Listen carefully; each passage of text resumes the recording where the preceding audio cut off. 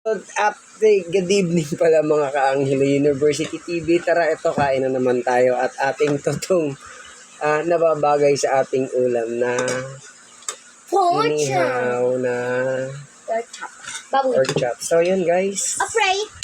Pray ulit na naman tayo. Siyempre, pasalamat tayo sa Panginoon at meron na naman tayong pagkain sa pangatlong maghapon natin, no?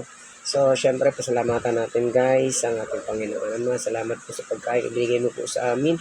Ngayong gabi kami pinagpapasalamat sa iyo, Ama, sa biyayang pinagkakaloob mo sa amin sa araw-araw, Ama. Pakibasbasan po ang pagkain ito, Ama. Na nasa aming harapan kami po'y dumadalangin sa iyo, Ama. Sa iyo po ang lahat ng karangal at papurihan, Ama. Sa kanay bugtong na anak na sa Jesus ng Espiritu Santo. Amen. Amen. So, yan guys, kain tayo. Ayan. Wala sila agad ako kanin ilong ako. Masarap ang pork chop, guys. Just lang. Tama kung bakit kami nag-pork chop, bagyo. Hindi kami makakuha ng gulay. Ang gulay namin, hindi namin makuhaan kasi nabaha.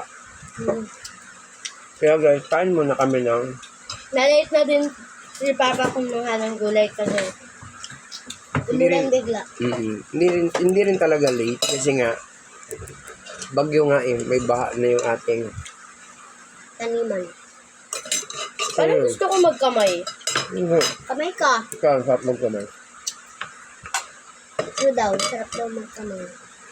Ano? Hindi ako kanina ng mga bata na pinyas dahil nakakaawa guys. Ito yung pinyas nila. Siyempre guys, hindi lang kami bilang. Ngayon namin guys, papalit-palit sa pagkakahila. Si Papa guys, si Ranit nila, na ngayon lang siya nagpalit. Kaya sobrang tagal nun. Kami palit-palit eh. Nakailang palit na sila. Apat na palit na sila. Ako wala pa. So sila lang talaga ang Isa pa lang yung part niya. Sila lang lagi inuuna natin, no? Kasi syempre mga bata, kaya ako naman na nakapaas sila, no? Kung gusto ko, lagi silang mayroon ginagamit.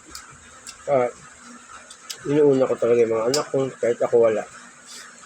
Kapag ito, mabila, okay. Hindi sila mukhang kawawa ako, nadaanan ko na yan. Kahit, Pakain ka ng pork chop. Sige. Ayaw yung Papa kumain. Ayaw niya ng mga ganito. Gusto niya puro gulay. Lagi na nga kami nagugulay. Hindi kasi iba yung gulay, masarap talaga. Nahihiya daw sa kumuha nito.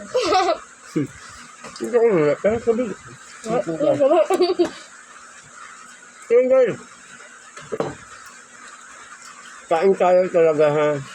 Sa susunod guys, ang ulam naman natin gulay, pagkapos ng bagyo, ano kaya? Gulay isda, no? Abangan niyo yung aming luto sa susunod guys. At ang nagluto nito ay yung aking mga anak, no? Sila nag-ihaw niyan. Ako naman yung gumawa ng Sausawan. Yun. Siyempre, di ba, gusto ko silang kumilos para makaluto sila. Alam nila yung pangluto, di ba? So, masarap niya feeling guys na kumakain kami sabay-sabay tatlo. Okay. Magkasabay, masarap kumain pag kami kasabay. Yung mga anak ko lang laging kasabay ko sa pagkain. Para naman ng iba. Wala namang iba.